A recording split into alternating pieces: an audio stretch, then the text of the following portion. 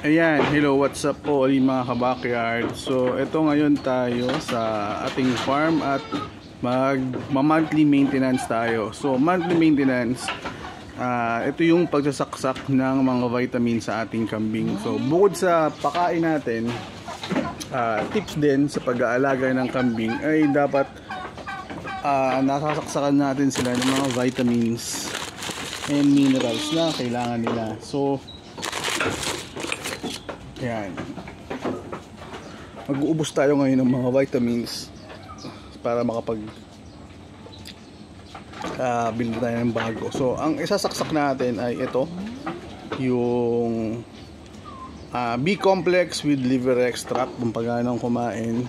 Saka itong yan, may dalawa yung ano ko, B-complex with electrolytes and amino acids.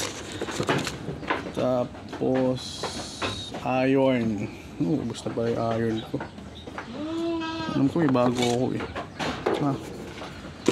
Wala na pala. Yun, so kailangan kayo nang bumili ng iron. Saka ito yung ADE na walang selenium.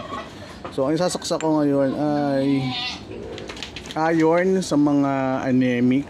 Siguro ito bibigay ko sa mga inahin. Tapos ito, dalawa isasaksak natin sa mga kambing, B-complex saka ADE.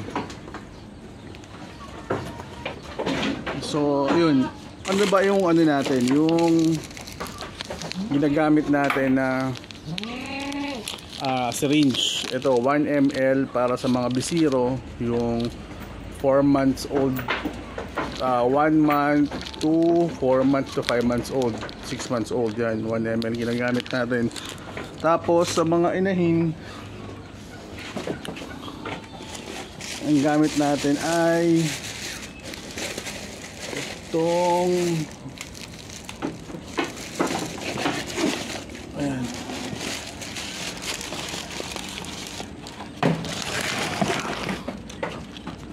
itong mga 5 ml.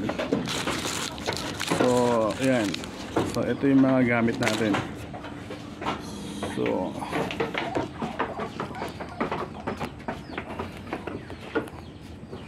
dali lang, naayos lang natin. Oops.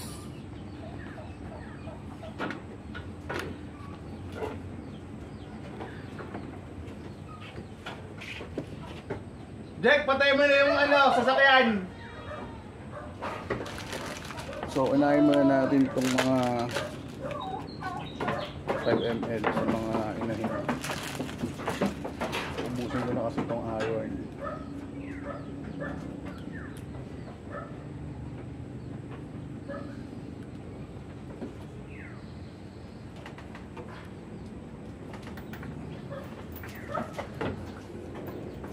So ayan, so ang bibigay natin is isang saksak na lang pala to. Bigyan na lang doon sa isa. Yan to 3 ml na lang iron.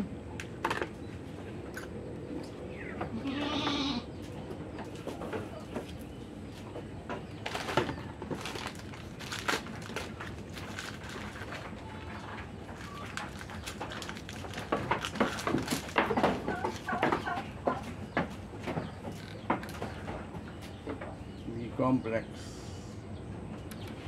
Ayan.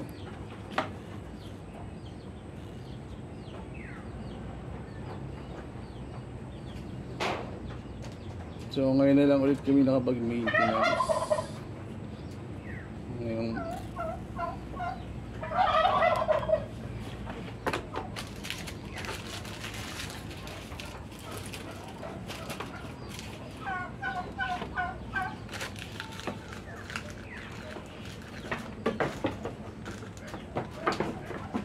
so 1, 2, 3, 4, 5, 6. Patay ba yung sasakyan? Alam mo na magpatay doon, di ba?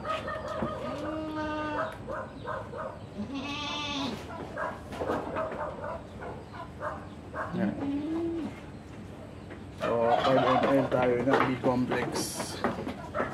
So, ha? Dalawa? Ano yan? Tabi mo lang dun. Dalawa yan. Pangalawa yan. Tabi mo dun. Bibigay ko kay Gilbert. Ticket number ano?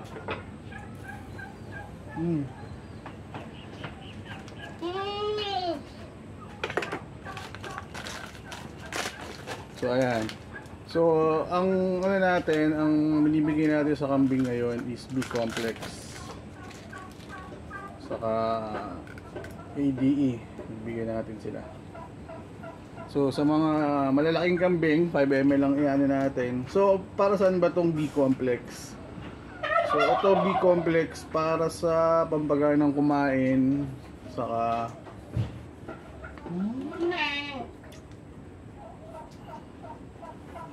anti-stress.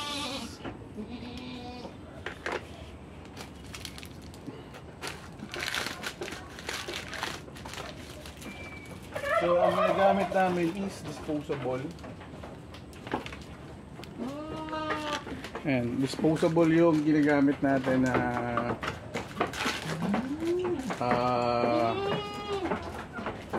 syringe. So bakit tayo gumagamit ng disposable? So kaya tayo gumagamit ng disposable ay para maiwasan natin yung pagpapasa-pasa ng sakit. At the same time, mas malinis din siya. Yan. So tips din yan para makaiwas din tayo sa paghawa-hawa ng sakit ng kambing.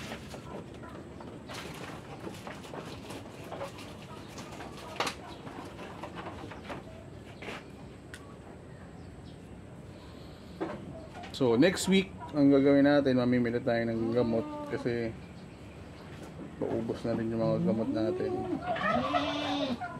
Hardo na lang natin yung pakain kasi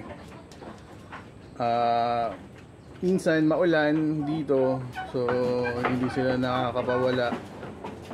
So dapat lagi tayong may nakaantaw, may napakain. Siyempre kumakain sila ng 3 times to 2 times a day. So yun yung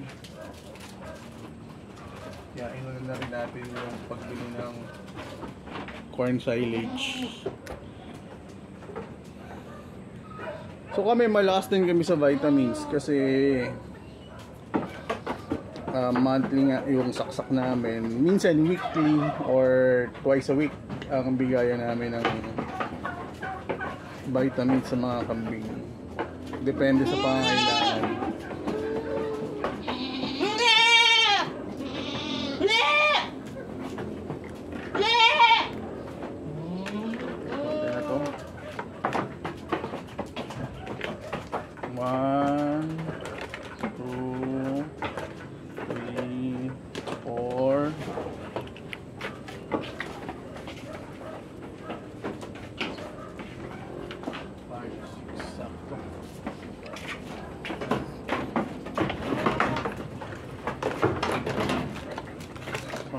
Na. So 1cc naman tayo sa mga bisiro. 3, 4, 5, 6, 7, 8, 9, 10. Tapos sa mga bisiro naman, ito naman gagamit natin 1cc. So sa bisiro, gagamitin natin itong B-complex with liver extract.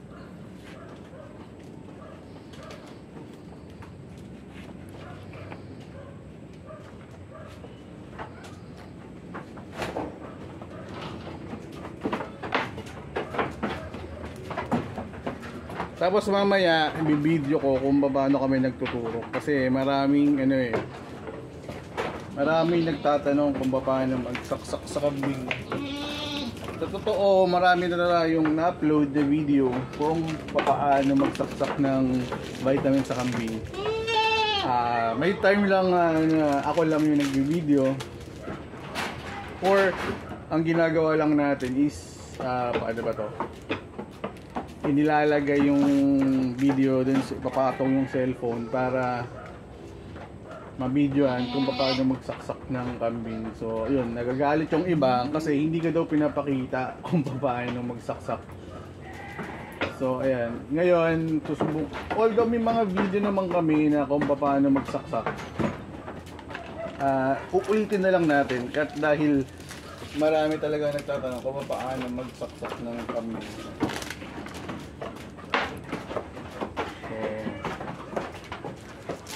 Ang kailangan ko sa susunod, vitamins, kasi naubos na yung mga vitamins ko. So, sa Lazada, Shopee, ito yung mga binibili namin, mga syringe. Bibili tayo ng 1cc saka 5cc siguro ulit. Okay din naman yung 3, pero minsan nag-overdose tayo.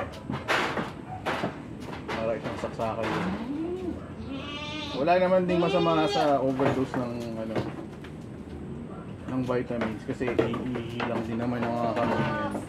Oh.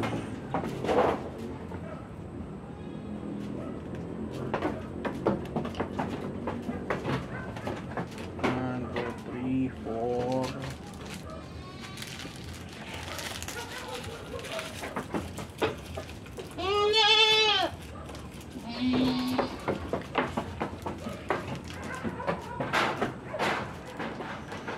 Kasi nung mga nakakaraan, hindi tayo nakapagpapawala. So, ang nakakaraan namin, sakate kami. May mga video tayo ng mga sakate. Or mga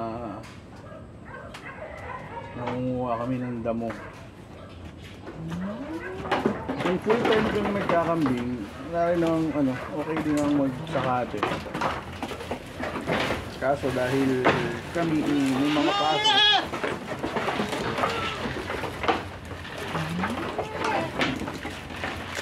kaya minsan hindi namin ito daan yun. Bawal palipat-lipat. Ha? Tapos mamaya isasatang din natin yung yung isa. Sasaksakan muna namin ng vitamins.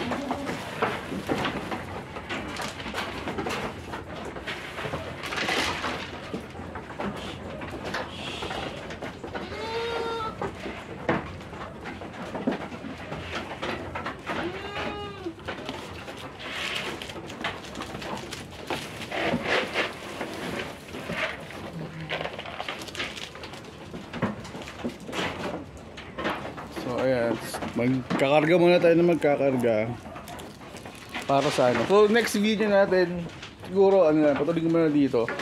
So ang kasaksak natin ngayon, B-complex. Dalawang type ng B-complex, isang electrolytes with amino acid, saka isang B-complex with liver extract. So yun po muna, patuloy ko muna dito yung video, tapos next video natin yung pagsasaksak na ng kambing. Salamat.